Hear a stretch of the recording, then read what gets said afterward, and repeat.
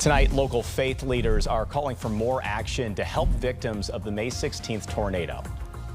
As time has gone on, that system of support has lessened, it's decreased, while the needs have remained the same or increased. And so we're still seeing the city kind of banter around with the state and with the federal government trying to secure funds while people are languishing here in these communities. New Life Evangelistic Center passed out clothing, food, and water on Good Friday, along with a message of hope. They are calling for quicker movement when it comes to demolishing thousands of damaged buildings in North St. Louis. So far, only a few dozen have been torn down.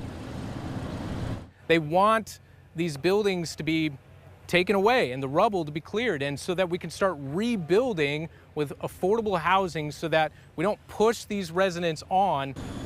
And we can tell you the city does have plans to demolish another 250 to 300 damaged structures in the tornado zone over the next 6 months.